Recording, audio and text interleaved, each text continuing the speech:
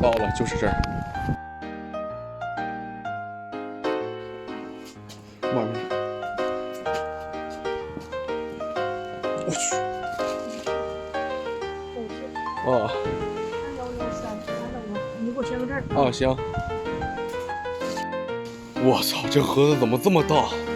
我人是1.78米的，它这已经是快到我胯了这个高度。啊，这个东西说是尺寸是60×60×20的，我操，这他妈东西挺沉呐！我正好拿了个秤来试一下这玩意儿有多沉，看一下。哎呀，6公斤，12斤呗。这玩意儿12斤，快递的话也不少钱，差不多就是这个重量。那么好了，这个东西呢就已经是放在这儿了，然后连带着整体的一个体积以及它的这个重量呢，我们已经是看的差不太多了。那么剩下时间我们来简单的开一下吧。哎呦我去！哎呀，这么个大家伙开箱，哎呀，的确是 PG 级别的规格呀，连带着盒子以及整体的盒子，像这种牌局啊，你比如说像什么上面的滑槽了，还有说其他的一些东西了，都是比较多的。我去！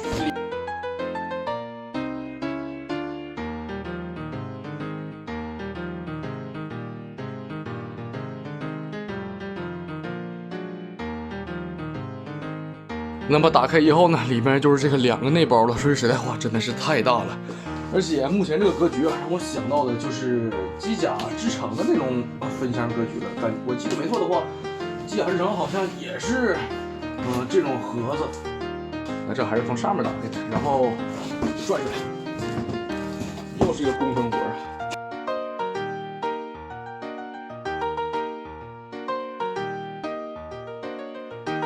整整2大盒的零件，我也不能说是一板一板的去看了，我们简单的挑几个独特的颜色，或者说其他的一些比较一样的板件，我们来一会儿简单的看一下。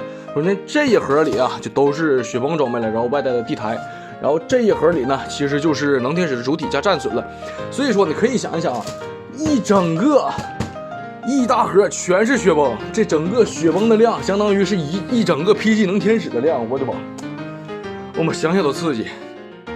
那么首先呢，我们来看一下这些纸制品。这个说明书啊，真的是非常非常厚了。你从侧面就可以看到，这个说明书真的很厚了，一共是有67页，而且前面的板件量啊，其实都给你分明白了，什么骨架了、支架了，然后像什么外甲了、武器部分都给你分出来了。整体的板件数量呢，一共是有66块板件，相对来说真的是非常多了。但是啊，这本说明书呢有一个最大的问题，那就是没有普通能天使以及战损形态的说明书，只有雪崩形态下的说明书。所以说，针对于想要拼原版能天使以及战损能天使的朋友，还需要去寻找万代的 PG 能天使说明书，在7-8动漫的官网上找到 PG 能天使就可以有了，就有说明书了，这个是不用担心的，没有什么问题，网上肯定有。贴纸部分呢是给了这么多的，这个我总感觉这个贴纸是给多了，总感觉这个贴纸应该是给多了一份，但是还不知道是哪儿的。然后一张比较小的补色贴纸，我再来呢就是这么一大张的胶贴了。说句实在话，这个胶贴和这个水贴的作用其实是一样的，但是呢都是没有给到天然标志的。也就是说，这款模型啊，即便是拼完了，也是还需要另购取贴纸的。如果说不是特别想要天然标志的朋友，其实拿这个玩意儿简单贴一贴也行，像是什么肩甲的标志的，其实都还有，也能凑合用。那么这盒里呢放的就是这一次的灯组了，其实就是一个普普通通的盒子。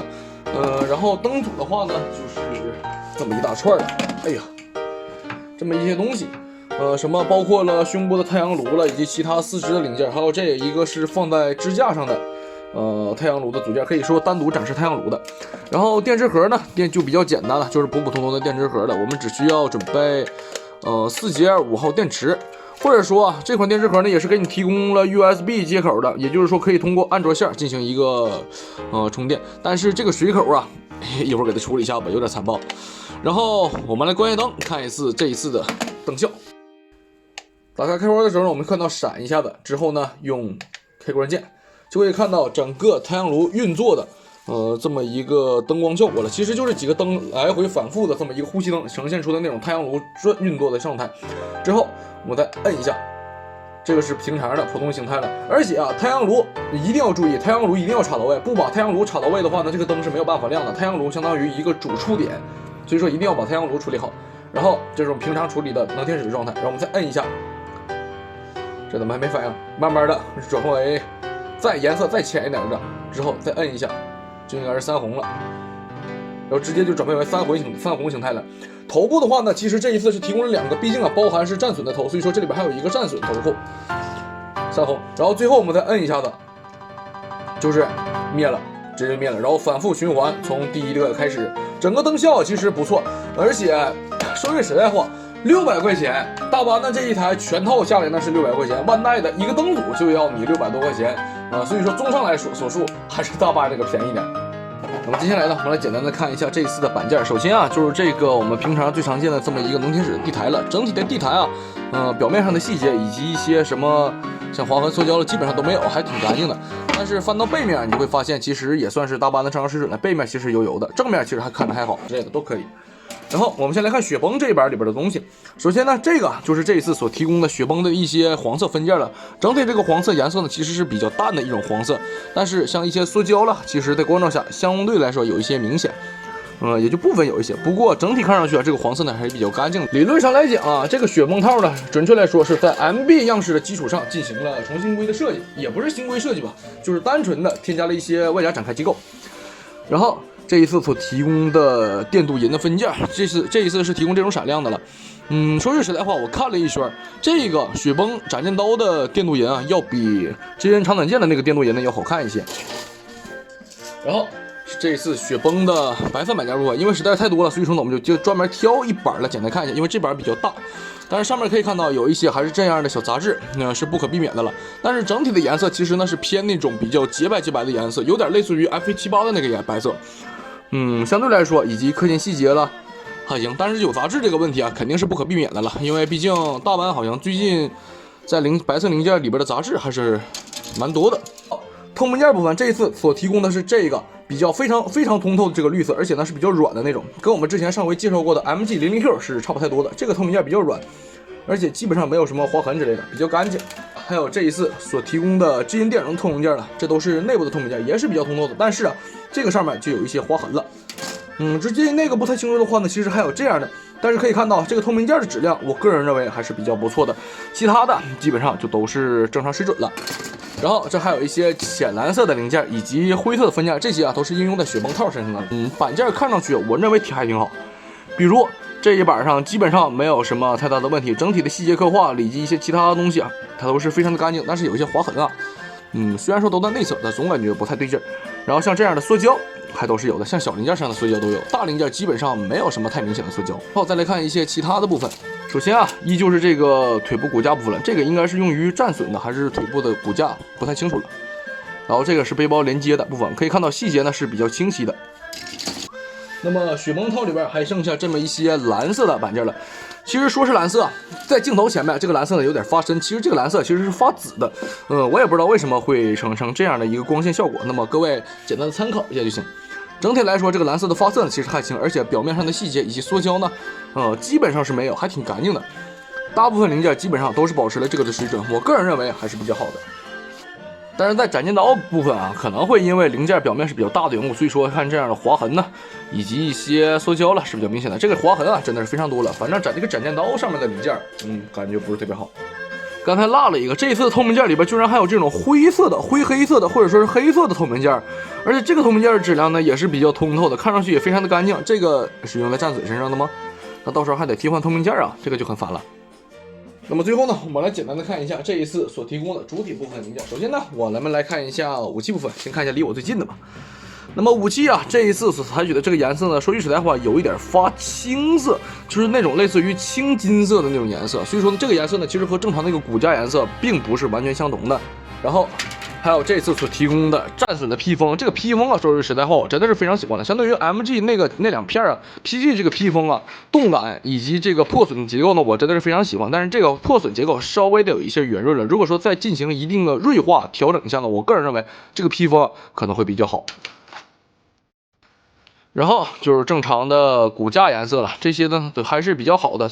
然后还有一些其他的骨架部分，比如说这个支援盾牌上面的一些细节了，或者说是其他腿部骨架部分的，这些啊都是集中在整个能天使主体身上的东西了，看上去还是比较干净的。顺带一提啊 ，PG 能天使呢，除了提供了全可动手拼装的全可动手以外呢，还提供了这样的造型手。所以说，我还是建议啊，使用造型手就好了。全可动手的话呢，其实实用性并不是那么的大。武器部分还有这一次所提供的光束跳跃件呢，是比较长的，但是有点歪了。然后这个之间长短剑的电容件以及断刃的电镀件的，这个电镀件和那个相对来说是完全一样的，但是啊，这个电镀件飞边稍微有点多，我是个人感觉是这么看的。然后呢，这一次所提供的就是万代当初在设计 PG 零天使的时候呢所使用的这个导光模块了。这个模块呢基本上都是硬质塑料的，不知道大班的这个导光效果会是一个什么样的效果？我最近看图啊，感觉还说得过去。除此以外呢，也就剩下了最后的白色板件以及多色成型板件了。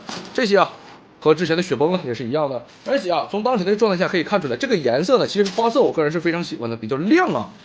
然后这个白色呢，也是那种比较纯白的颜色，接近于 FA78那个白色，但是总感觉能天使这个细节以及飞边呢稍微的多一些了。